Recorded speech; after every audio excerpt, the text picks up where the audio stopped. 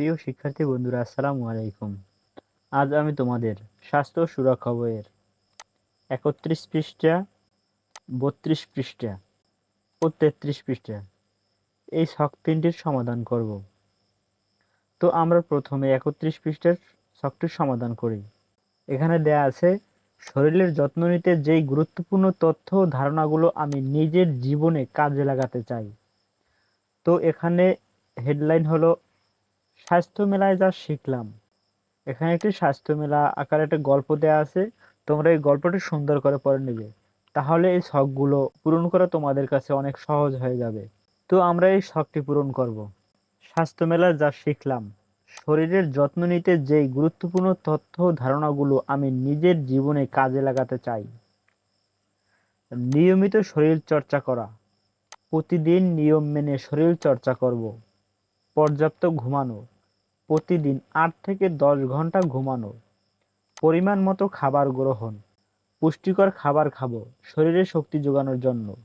Fast food এড়িয়ে চলবো, fast food জাতীয় খাবার এবং কোমল পানীয় গ্রহণ থেকে বিরত থাকবো। তাজা ফলমূল খাবো, তাজা ফলমূল খাবো প্রয়োজনীয় ভিটামিনের অভাব পূরণের জন্য। পর্যাপ্ত পরিমাণ ফ্রেশ পানি পান, শরীরের চাহিদা অনুযায়ী পরিষ্কার ও বিশুদ্ধ পানি পান করব। শারীরিক পরিশ্রম করা, সারাদিনে কিছুটা হলেও শারীরিক পরিশ্রম করব। নিয়মিত খেলাধুলা করা, নিয়মিত খেলাধুলা করব। পর্যাপ্ত শাকসবজি গ্রহণ, শাকসবজি শরীরের রোগ প্রতিরোধ ক্ষমতা বৃদ্ধি করে। তো এটাই হলো মূলত আমাদের ৩১ পৃষ্ঠার ছকটি গেল। আমরা এখন ৩২ পৃষ্ঠার ছকটি পূরণ করব। তো এই ৩২ পৃষ্ঠার ছকটি অতি সহজ।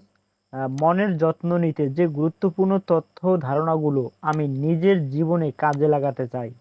এখানে মূলত প্রথম ছকটি দেওয়া হয়েছিল শরীরের যত্ন, দ্বিতীয় ছকটি দেওয়া হয়েছে মনের যত্ন, তৃতীয় ছক দেওয়া হয়েছে নিরাপদ থাকতে যে গুরুত্বপূর্ণ তথ্য ধারণাগুলো আমি নিজের জীবনে কাজে লাগাতে চাই। তো ৩২ পৃষ্ঠার দ্বিতীয় ছকটি হলো মনের যত্ন নিতে যে গুরুত্বপূর্ণ তথ্য ধারণাগুলো আমি নিজের জীবনে কাজে লাগাতে চাই। তো মনের যত্ন নিতে যে গুরুত্বপূর্ণ তথ্য ধারণাগুলো আমি নিজের জীবনে কাজে লাগাতে চাই। কবিতা আবৃত্তি করা, নিয়মিত কবিতা আবৃত্তি করব মন ভালো রাখার জন্য।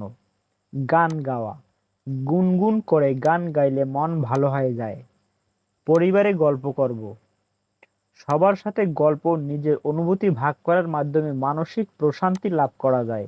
ঘুরতে যাওয়া, পরিবারের সদস্যর সাথে কিংবা বন্ধুদের সাথে ঘুরতে গেলে মন ভালো থাকবে। বিতর্ক প্রতিযোগিতায় অংশগ্রহণ, স্কুলের বিতর্ক প্রতিযোগিতায় অংশগ্রহণের মাধ্যমে মন ভালো রাখা যায়।